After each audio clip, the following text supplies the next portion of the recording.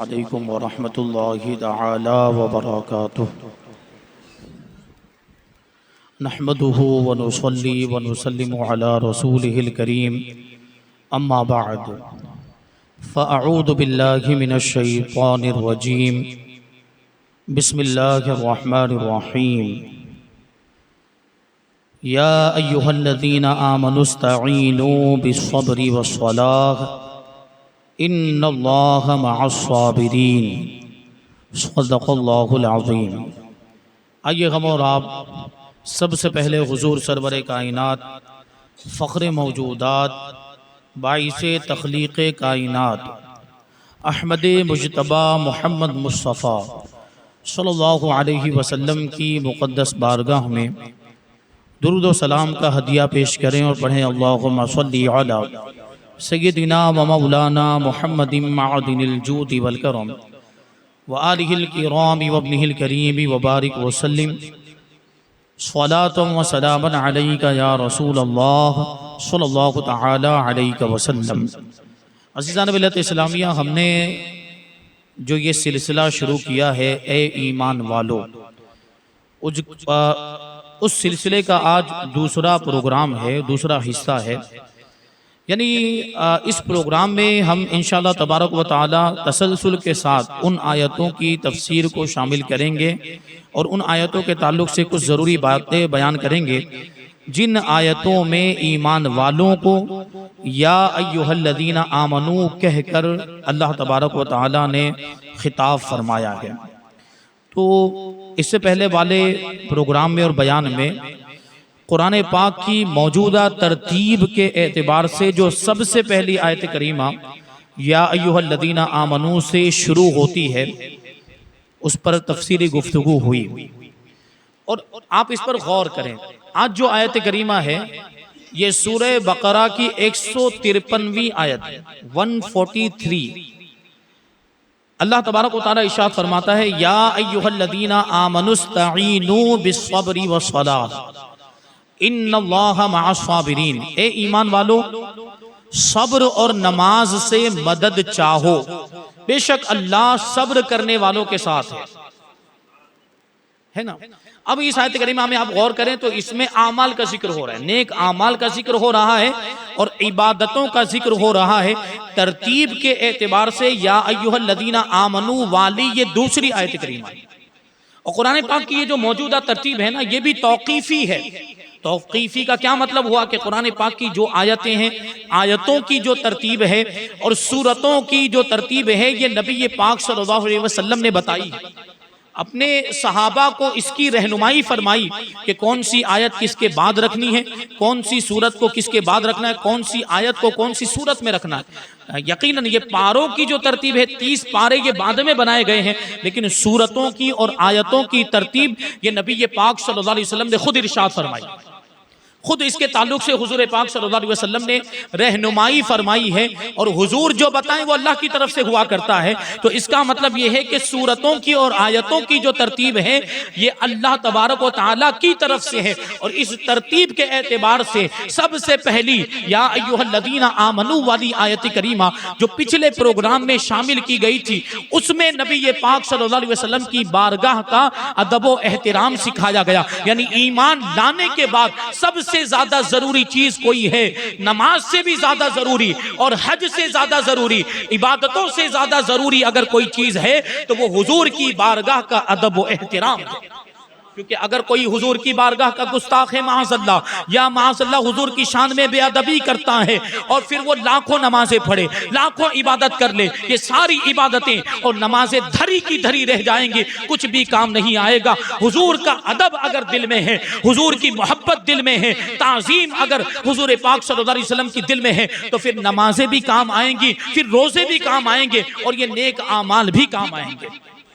تو نیک اعمال کی مقبولیت کا دار و مدار حضور پاک صلی اللہ علیہ وسلم کی محبت پر ہے، اس لیے پہلے حضور کی بارگاہ کا ادب سکھایا گیا۔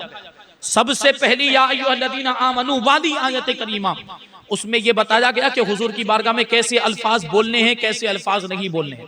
اب اس کے بعد دوسری آیت کریمہ، یہ سورہ بقرہ کی ہی آیت کریمہ ہے، آیت نمبر 153 میں اب اعمال کا ذکر آ رہا ہے۔ پروردگار فرماتا ہے اے ایمان والو صبر اور نماز سے مدد طلب کرو، بے شک اللہ صبر کرنے والوں کے ساتھ ہے۔ تو یہاں صبر کا بھی ذکر آیا اور نماز کا بھی ذکر آیا، حالانکہ صبر کے اندر ساری عبادتیں آ جاتی ہیں۔ اب آپ کہیں گے کہ صبر کے اندر ساری عبادتیں کیسے آ جاتی ہیں؟ تو صبر کا معنی اور مطلب کیا ہوتا ہے اس پر آپ غور کریں تو یہ بات آپ کے سامنے واضح ہو جائے گی، آپ کے ذہن میں یہ بات آ جائے گی۔ صبر کا ہم مطلب عام طور پر یہ سمجھتے ہیں کہ مصیبتوں پر صبر کرنا، کوئی تکلیف آ جائے اس پر صبر کرنا، بیمار ہو گئے اس میں صبر کرنا، یقیناً وہ بھی صبر ہے لیکن وہ ایک قسم کا صبر ہے۔ صبر حقیقت میں کیا ہے؟ صبر کا لغوی معنی ہوتا ہے رکنا، اپنے آپ کو روکنا۔ عبادتوں پر اپنے آپ کو روکنا بھی صبر میں شامل ہے، عبادتوں کی پابندی کرنا بھی صبر میں داخل ہے، اور گناہوں سے بچنا بھی صبر میں شامل ہے، خواہشات نفسانی سے باز رہنا بھی صبر میں داخل ہے۔ کیونکہ آپ دیکھیں تو عبادتوں میں بھی تو تکلیف ہے، عبادت کرنی ہے، نماز پڑھنی ہے، روزہ رکھنا ہے، وقت کی بھی قربانی دینی پڑتی ہے، مال کی بھی قربانی، زکوٰۃ میں مال کی قربانی، حج میں مال کی قربانی، صدقہ فطر میں مال کی قربانی، مال کی بھی قربانی دینی پڑ رہی ہے، وقت کی بھی قربانی، اور جسمانی محنت بھی لگتی ہے۔ نماز میں بھی جسمانی محنت لگتی ہے، کبھی دور سے سفر کر کے آنا پڑتا ہے، حج میں بھی جسمانی محنت لگتی ہے، عمرہ کرنے میں بھی جسمانی محنت لگتی ہے۔ تو کہیں مال خرچ کرنا پڑ رہا ہے، کہیں جسمانی محنت خرچ کرنی پڑ رہی ہے، اور کہیں وقت دینا پڑ رہا ہے، یہ بھی تو صبر والی بات ہے۔ تو ساری عبادتیں اس میں آ جاتی ہیں، اور خواہشات نفسانی سے بچنا یہ بھی صبر میں داخل ہے۔ کیوں؟ کیونکہ شیطان لگا ہوا ہے ہمیں گمراہ کرنے کے لیے، اور پھر ساتھ میں یہ نفس ہے، یہ نفس امارہ بھی ہمیں برائیوں پر ابھارتا ہے نا۔ آیت کریمہ وما ابرئ نفسی ان النفس لامارۃ بالسوء، کہ بے شک یہ نفس جو ہے نا بہت زیادہ برائیوں کا حکم دینے والا ہے۔ شیطان بھی برائی کی طرف بلا رہا ہے اور نفس بھی ہمیں برائیوں کا حکم دے رہا ہے۔ پھر یہ دنیا کی رنگینیاں، یہ دنیا کے دوست، دنیا دار دوستوں کی ہم بات کریں تو یہ دوست کہلانے کے لائق ہی نہیں، جو ہمیں گناہوں پر ابھارتے، گناہوں کی طرف لے جاتے ہیں، گناہوں کی دعوت دیتے ہیں۔ تو یہ ساری چیزیں گناہوں کی طرف بلا رہی ہیں اور گناہوں پر ابھار رہی، اس کے باوجود اگر کوئی اپنے آپ کو گناہوں سے بچا لیتا ہے اور اپنے آپ کو خواہشات نفسانی سے باز رکھتا ہے، دور رکھتا ہے، تو وہ بھی صابرین میں شمار ہوتا ہے، صبر کرنے والوں میں شمار ہوتا ہے۔ تو یہ بھی صبر ہے۔ تو بہرحال جو پہلے فرمایا گیا کہ یا ایھا الذین آمنوا استعینوا بالصبر، کہ صبر سے مدد طلب کرو، تو اس میں ساری عبادتیں آ گئی، لیکن اس کے باوجود دوسرے نمبر پر نماز کا ذکر کیا گیا، نماز کی اہمیت کے پیش نظر، کیونکہ ساری عبادتیں یقیناً اللہ تبارک و تعالیٰ کی بارگاہ میں عبادتوں کا بڑا اونچا مقام و مرتبہ ہے، اور اللہ کی بارگاہ میں عبادت قبول ہو جائے تو اللہ تبارک و تعالیٰ اس بندے کو بخش دیا کرتا ہے، اس سے راضی ہو جاتا ہے نا۔ تو دوسرے نمبر پر جو ذکر آیا وہ نماز کا۔ عبادتیں بہت ساری ہیں، لیکن ساری عبادتوں میں سب سے افضل اور سب سے اہم اگر کوئی عبادت ہے تو وہ نماز ہے۔ ہر مسلمان جانتا ہے نماز افضل العبادات ہے اور اہم الفرائض ہے، اس وجہ سے اس کی اہمیت کے پیش نظر نماز کا یہاں پر ذکر کیا گیا۔ اور نماز ایک اور اس کی خصوصیت میں آپ حضرات کو بتاؤں، کیونکہ نماز کے تعلق سے تو آپ حضرات سنتے ہی رہتے ہیں، اس میں گفتگو کرنے کی اتنی حاجت نہیں ہے۔ ایک بات عرض کر دوں کہ قرآن پاک کے اندر ساری عبادتوں کا ذکر ہے، حج کا بھی ذکر ہے، روزے کا بھی ذکر ہے، صدقے کا بھی ذکر ہے، نماز کا بھی ذکر ہے، لیکن ان عبادتوں میں سب سے زیادہ مرتبہ اگر کسی عبادت کا ذکر کیا گیا ہے تو وہ نماز ہے۔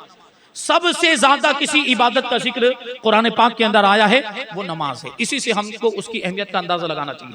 اب ایک بات عرض کر کے آگے بڑھیں، ہے نا، آج کل یہ معاملات ہوتے ہیں نا، ہمارے خاص طور پر ہم اپنے سنی بھائیوں کی بات کریں تو نمازوں میں اتنی زیادہ ان کو دلچسپی نہیں ہے۔ وہ جمعہ کی نماز میں تو آ جائیں گے، جمعہ میں تو تقریباً ہماری 97% آبادی مسجدوں کو اندر آ جاتی، مسجدیں بھر جاتی، پھر وہ مسجد چھوٹی لگنے لگتی ہے، پھر ایسا ہوتا ہے کہ بناؤ بھائی، بنائیں گے تو پھر دوسری نمازوں میں تو آتے نہیں ہیں، کیا کریں گے، خالی رہتی ہے۔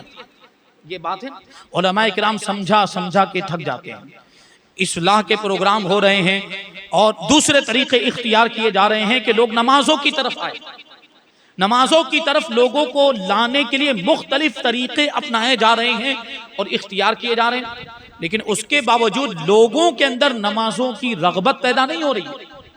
کتنے افسوس کی بات ہے، جبکہ یہاں پروردگار کیا فرما رہا ہے کہ اے ایمان والو صبر اور نماز سے مدد طلب کرو۔ صبر اور نماز سے مدد طلب، یعنی اگر کوئی پریشانی آ جائے تو نماز پڑھو، کوئی مصیبت آ جائے تو نماز پڑھو، بیمار ہو جاؤ تو نماز پڑھو، کوئی تکلیف آ جائے تو نماز پڑھو، کوئی رنج و غم والا معاملہ ہو تو نماز پڑھو، کوئی صدمہ ہو جائے تو نماز پڑھو، یعنی کوئی اہم معاملہ پیش آ جائے تو نماز پڑھو۔ حدیث پاک میں ہے کہ اللہ کے رسول صلی اللہ علیہ وسلم کو جب کوئی مہم درپیش ہوتی تو سب سے پہلے نماز پڑھا کرتے تھے۔ کہیں سفر کے لیے جاتے تھے تو پہلے نماز پڑھتے، پھر سفر میں جایا کرتے، اور جب سفر سے واپس تشریف لاتے تھے تو گھر میں جانے سے پہلے مسجد میں جا کے نماز ادا فرمایا کرتے تھے۔ حضور پاک صلی اللہ علیہ وسلم کو نماز سے ایسی محبت تھی۔ اور پھر آپ کے صحابہ میں دیکھیں، کیونکہ صحابہ تو حضور کی سنتوں پر عمل کرنے والے، حضور کے طریقوں کو اپنانے والے اور حضور کے نقش قدم پر چلنے والے، حضرت فاروق اعظم رضی اللہ تعالیٰ عنہ کی ہم بات کریں تو آپ کے بارے میں بھی یہ بیان کیا گیا کہ جب بھی کوئی اہم معاملہ پیش آتا تو سب سے پہلے آپ نماز پڑھا کرتے تھے، اور اگر کہیں پر آپ نے اسلامی لشکر کو بھیجا ہے اور وہاں سے اسلامی لشکر کی خبر آنے میں تاخیر ہو گئی تب بھی آپ نماز پڑھا کرتے تھے، اور اس طرح نماز سے مدد طلب کیا کرتے تھے۔ اور نماز سے مدد ملتی بھی ہے، نماز سے راحت بھی ملتی ہے، نماز سے سکون بھی ملتا ہے، نماز سے اطمینان بھی ملتا ہے، نماز سے ساری بیماریاں بھی دور ہو جاتی، نماز سے دماغی امراض دور ہو جاتے ہیں، ڈپریشن دور ہو جاتا ہے، ذہنی دباؤ ختم ہو جاتا ہے۔ نماز کے اندر ہمارے دنیا کے بھی فائدے ہیں، ہماری آخرت کے بھی فائدے ہیں۔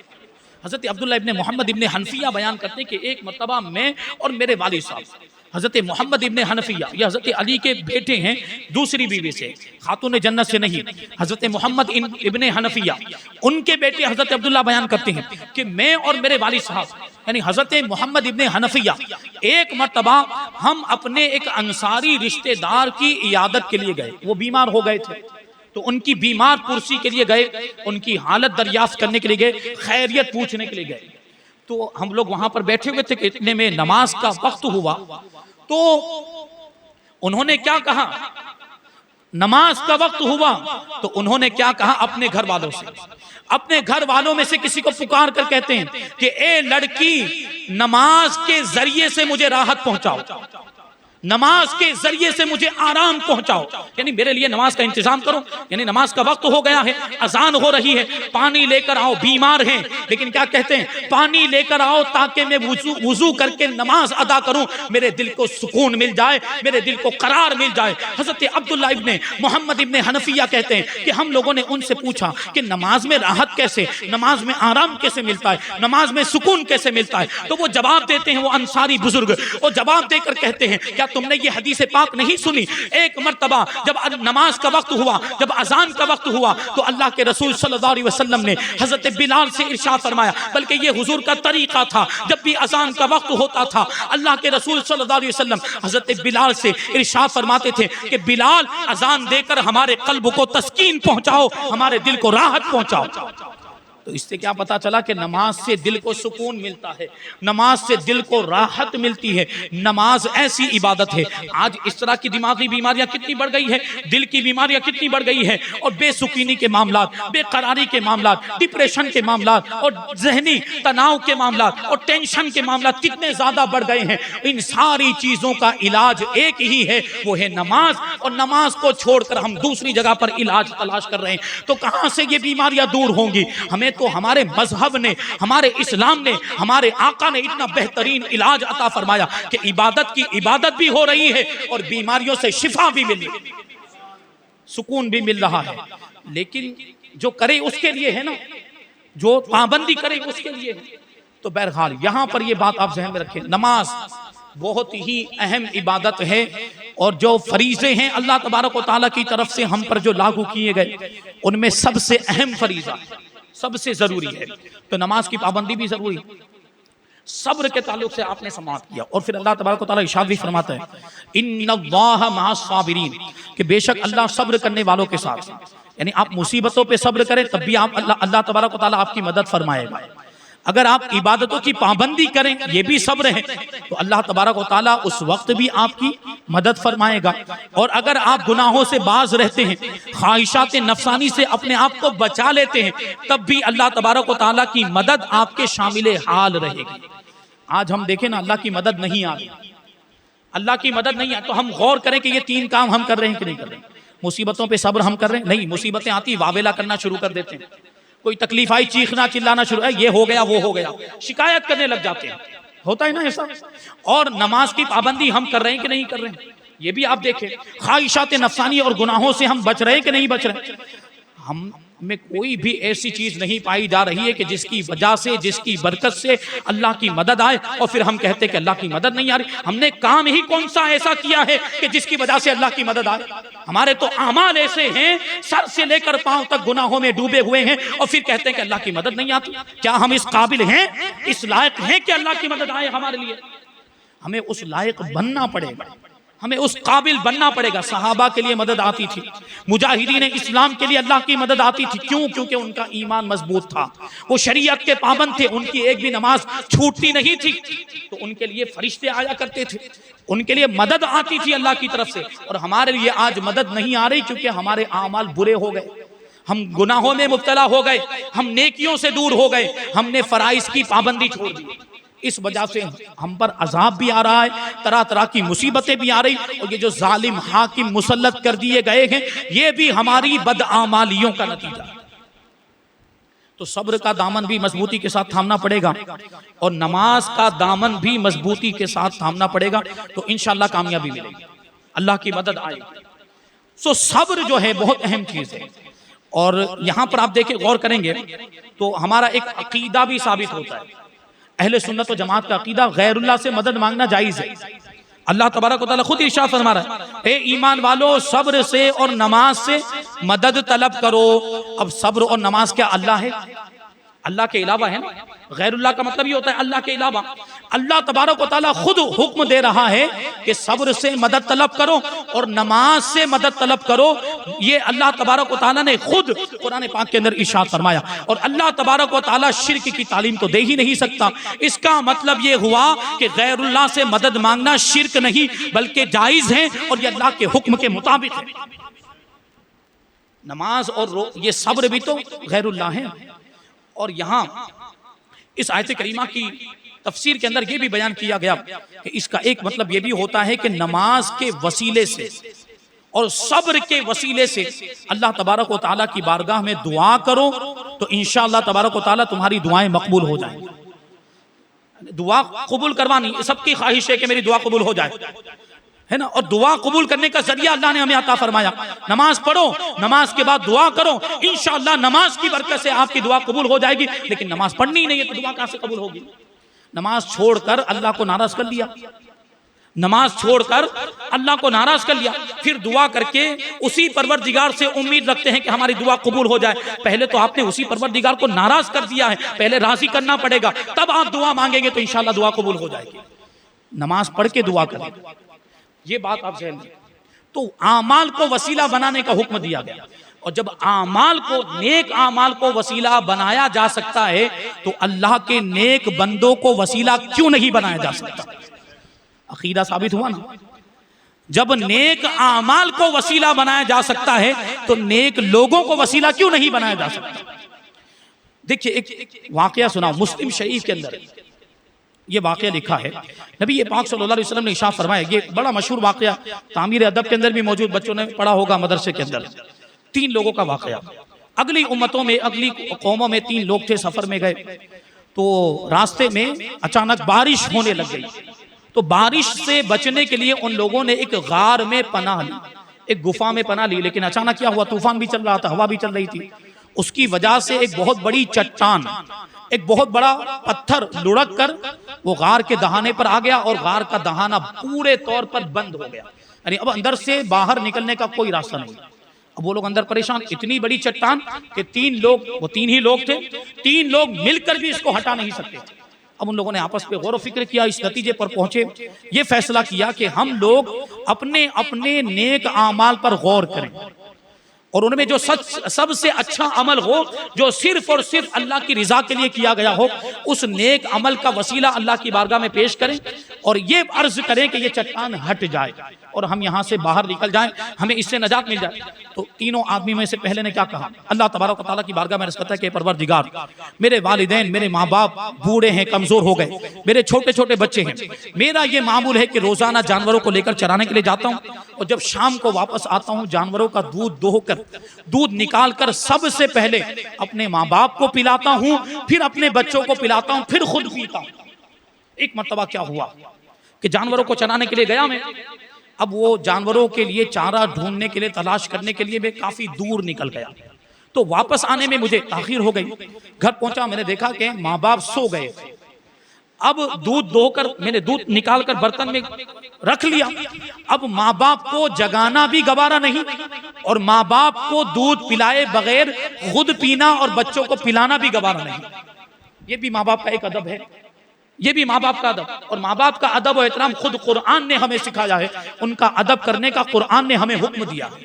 تو یہ قرآن کے حکم پر عمل ہو رہا ہے. اب وہ شخص کہتا ہے اللہ کی بارگاہ میں عرض کرتا ہے پروردگار, وہ پیالہ دودھ کا لے کر میں ایسے ہی کھڑا رہا, پوری رات ایسے کھڑا رہا, میرے بچے پیاس کی وجہ سے, بھوک کی وجہ سے میرے قدموں میں لوٹتے رہے, لیکن میں نے ان کو نہیں پلایا, میں نے خود بھی نہیں پیا. میں ماں باپ کے بیدار ہونے کا انتظار کرتا رہا. صبح کے وقت جب میرے ماں باپ بیدار ہوئے ہیں, سب سے پہلے میں نے ان کو دودھ پلایا, پھر اپنے بچوں کو دودھ پلایا ہے, تب جا کے میں نے پیا ہے. اے پروردگار, اگر میرا یہ عمل تیری رضا کے لیے تھا تو کم سے کم چٹان کو اتنا ہٹا دے کہ ہمیں آسمان نظر آنے لگ جائے.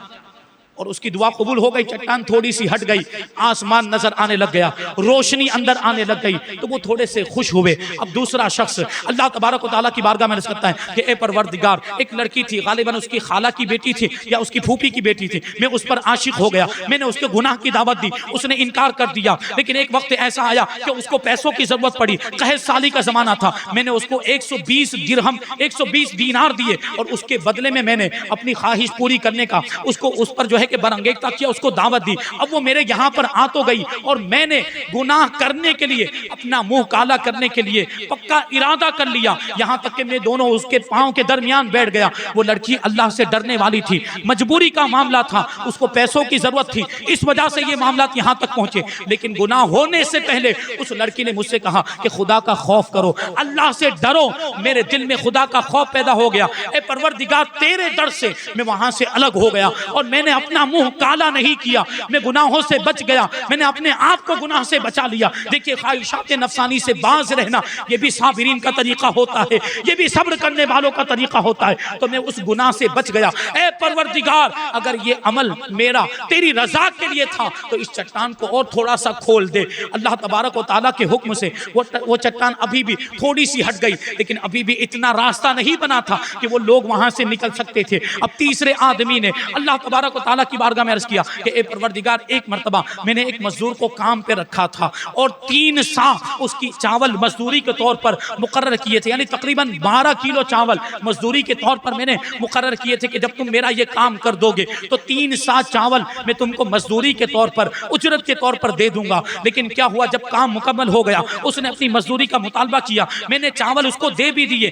چاول دینے کا میں نے اس کو پورا چاول اس کے سامنے رکھ دیے, لیکن پتہ نہیں اس کو کچھ کام یاد آ گیا, وہ چاول کو چھوڑ کر, اپنی مزدوری چھوڑ کر کہیں چلا گیا. اب کیا ہوا, مجھے یہ فکر لاحق ہوئی کہ یہ چاول تو میرے نہیں ہے, یہ تو اس کی مزدوری کے ہیں, یہ میں خود استعمال نہیں کر سکتا. ہمیں آپ کو اس سے سبق حاصل کرنا چاہیے. ہم کسی کا بھی مال, کسی کا بھی سامان اس کی اجازت کے بغیر استعمال کرنے لگ جاتے ہیں, اس پر قبضہ کر لیتے ہیں. اب یہ دیکھیں یہاں پر یہ آدمی کیا کرتا ہے, وہ سوچتا ہے کہ یہ چاول تو میرے نہیں ہے, یہ تو اس مزدور کے ہیں. تو اس نے یہ سوچ کر ان چاول کو کھیتی میں لگا دیا, اس کی کاشت کر دی. اب اس میں سے پودے اگے, اور کھیتی باڑی کا سلسلہ بڑھتا رہا, اور اس میں سے چاول نکلتے رہے, اور چاول کو بیچتا رہا. چاول بیچ کر جو پیسے حاصل ہوتے, اس سے اس نے جانور خریدنا شروع کر دیا. اب جانوروں میں بکریوں کا بھی ایک ریوڑ تیار ہو گیا, گایوں کا بھی ایک ریوڑ تیار ہو گیا, اونٹوں کا بھی ایک ریوڑ تیار ہو گیا. اب اور زیادہ پیسے جمع ہوئے تو اس نے غلام اور باندیاں بھی خرید لی. اتنا سارا مال اس چاول کے ذریعے سے جمع ہو گیا. اب ایک لمبے عرصے کے بعد وہ مزدور واپس آیا اور اپنی مزدوری مانگنے لگ گیا کہ میرے وہ چاول لاؤ, وہ 12 کلو چاول, میری مزدوری لاؤ, میری اجرت لاؤ. تو میں نے اس سے کہا کہ یہ اونٹ بھی تمہارے ہیں, یہ بکریاں بھی تمہاری ہیں, یہ گائے بھی تمہاری ہے, اور یہ باندی غلام بھی تمہارے ہیں, کیونکہ یہ جو 3 سا تمہارے چاول تھے اس کو میں نے کھیتی باڑی میں لگایا اور اس کے ذریعے سے یہ برکت حاصل ہوئی ہے. تو یہ میرا نہیں, یہ تمہارا ہے, یہ سب کچھ لے کر چلے جاؤ. اے پروردگار, اگر میرا یہ عمل تیری رضا کے لیے تھا تو پورے طور پر چٹان کو ہٹا دے تاکہ ہم یہاں سے باہر نکل سکیں. پروردگار کی بارگاہ میں اس کا اتنا عرض کرنا تھا کہ پورے طور پر وہ چٹان غار کے دہانے سے ہٹ گئی اور وہ تینوں لوگ غار سے باہر آ گئے. اس طرح سے نیک اعمال کی برکت سے اور وہ نیک اعمال کے وسیلے سے اللہ تبارک و تعالیٰ نے ان کو مصیبت سے نجات عطا فرمائی. تو نیک عمل کی برکت سے مشکلیں آسان ہو جاتی ہیں، لیکن نیک عمل کرنے نہیں، ڈائریکٹ دعا کرنی اور ڈائریکٹ یہ چاہتے ہیں کہ قبول ہو جائے، کیسے ہوگی؟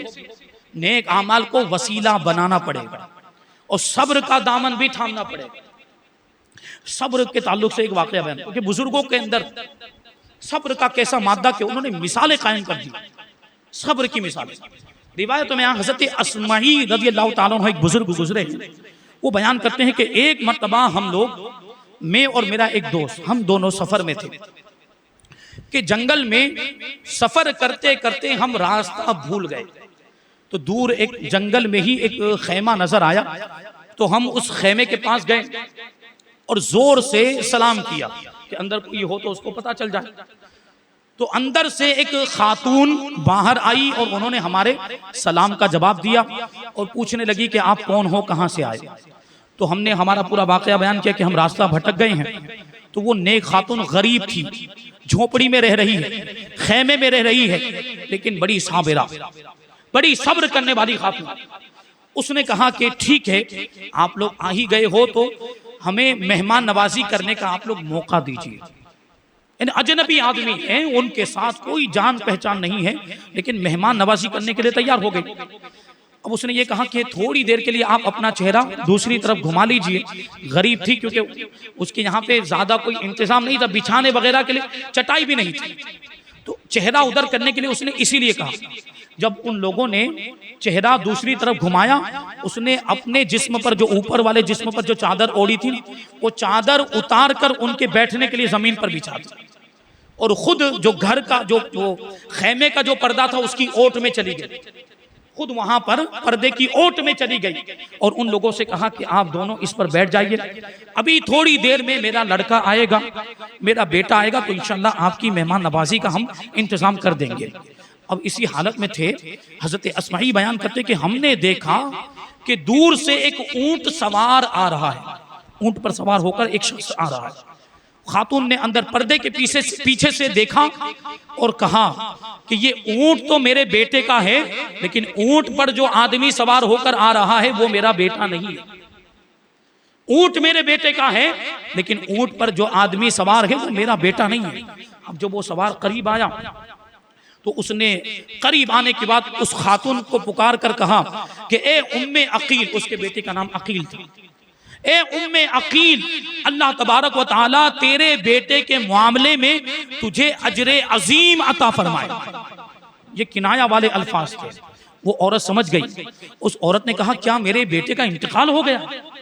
جملہ کیا کہا تھا کہ اللہ تبارک و تعالیٰ تیرے بیٹے کے معاملے میں، تیرے بیٹے کے حق میں تجھے اجر عظیم عطا فرمائے، یعنی بڑا ثواب عطا فرمائے۔ وہ ماں سمجھ گئی کہ کیا میرے بیٹے کا انتقال ہو گیا؟ اس نے کہا ہاں تیرا بیٹا مر گیا ہے۔ ماں پوچھتی ہے کہ کس طرح مر گیا، کس طرح انتقال ہو گیا؟ تو اس نے کہا کہ وہ اونٹوں کے درمیان پھنس گیا تھا اور اونٹ اس کو گھسیٹ کر لے گئے اور اس کو ایک کنویں میں ڈھکیل دیا، وہ کنویں میں گر گیا اور اس کی وجہ سے اس کی موت ہو گئی۔ اب وہ ماں کیسی صبر والی تھی، ایسا معاملہ آج کل کی کسی عورت کے سامنے ہو جائے، اس کے بیٹے کا اگر انتقال ہو جائے تو کیسا واویلہ کرنا شروع کر دے گی، چیخنا چلانا شروع کر دے گی۔ اس عورت نے، اس صابرہ خاتون نے کوئی واویلہ نہیں کیا، وہ چیخی بھی نہیں، وہ چلائی بھی نہیں، بلکہ اس آنے والے شخص سے کہتی ہے کہ ہمارے یہاں پر یہ دو مہمان آئے ہوئے ہیں، ان کی میزبانی کا انتظام کیجئے، یہ جو مینڈھا یہاں پر بندھا ہوا ہے اس کو ذبح کر کے اور گوشت کے ٹکڑے کر کے لائیے تاکہ سالن تیار کر کے ان کو کھلایا جا سکے۔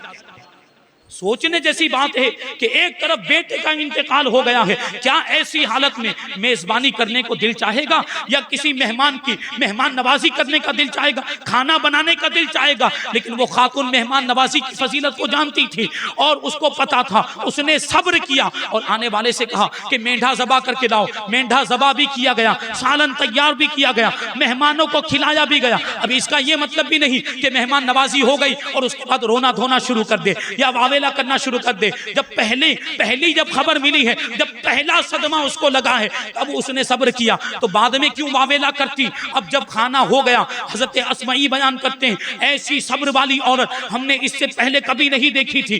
وہ عورت کھانے سے ہمارے فارغ ہو جانے کے بعد ہم سے کہتی ہے کہ اگر تمہیں قرآن کی کوئی آیت یاد ہو، چند آیتیں ہوں تو مجھے سناؤ تاکہ مجھے سکون حاصل ہو جائے، مجھے صبر کی دولت مل جائے، مجھے شکر کی دولت مل جائے۔ حضرت اسمعی کہتے کہ میں نے کہا ہاں ہاں مجھے قرآن کی آیتیں یاد ہیں۔ پھر انہوں نے قرآن پاک کی یہی آیتیں پڑھ کر سنائی، اور اس آیت کریمہ کے بعد جو آیت کریمہ آ رہی ہے وہ آیت کریمہ ہے وَبَشِّرِ الصَّابِرِينَ الَّذِينَ إِذَا أَصَابَتْهُمْ مُصِيبَةٌ قَالُوا إِنَّا لِلَّهِ وَإِنَّا إِلَيْهِ رَاجِعُونَ، کہ صبر والوں کو بشارت دے دو، صبر والوں کو خوشخبری دے دو۔ کس چیز کی خوشخبری؟ جنت کی خوشخبری دے دو، اللہ کی رحمت کی خوشخبری دے دو، کہ جب انہیں کوئی مصیبت پہنچتی ہے تو وہ کیا کہتے ہیں؟ وہ اللہ کی بارگاہ میں یوں ہی عرض کرتے ہیں کہ ہم اللہ ہی کے ہیں اور ہمیں اللہ ہی کی طرف پلٹ کے جانا ہے، ہم اللہ ہی کے ہیں اور ہمیں اللہ ہی کی طرف پلٹ کے جانا ہے۔ جب یہ آیتیں پڑھ کے حضرت اسمعی نے اس خاتون کو سنائی تو وہ خاتون کہتی ہے کیا قرآن پاک کے اندر ایسا ہی ہے؟ تو میں نے کہا ہاں قرآن پاک کے اندر ایسا ہی لکھا ہوا ہے۔ اب وہ عورت اللہ تبارک و تعالیٰ کی بارگاہ میں عرض کرتی ہے کہ اے پروردگار، میں نے تجھ سے کیا ہوا وعدہ پورا کر دیا، جو تو نے مجھے حکم دیا تھا میں نے اس پر عمل کیا، اب جو تو نے وعدہ کیا ہے اس کو پورا فرما دے۔ یعنی صبر کرنا اللہ کا حکم ہے، میں نے صبر کیا اور صبر والوں کو بہترین بدلہ دینا یہ تیرا وعدہ ہے، تو اس صبر کا مجھے بہترین بدلہ عطا فرما، بے شک تو وعدہ خلافی نہیں کی۔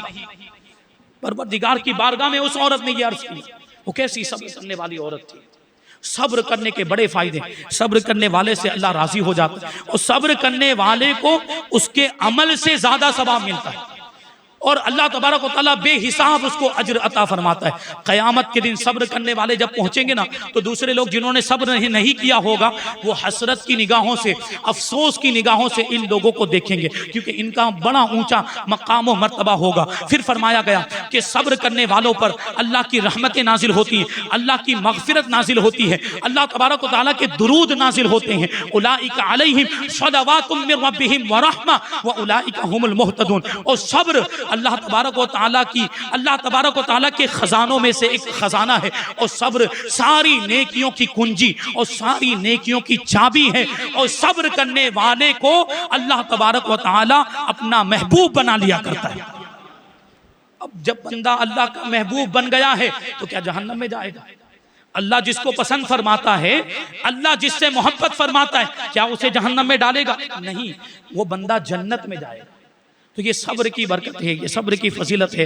اللہ تبارک و تعالیٰ کی بارگاہ میں دعا ہے کہ جو کچھ بھی بیان ہوا اس پر ہم سب کو عمل کرنے کی توفیق عطا فرمائے، صبر کا دامن تھامنے کی توفیق عطا فرمائے، اور نمازوں کی پابندی کرنے کی توفیق عطا فرمائے، ایمان کی سلامتی عطا فرمائے، اور ایمان پر ہی ہم سب کا خاتمہ فرمائے۔ وما علینا الا البلاغ۔ السلام علیکم۔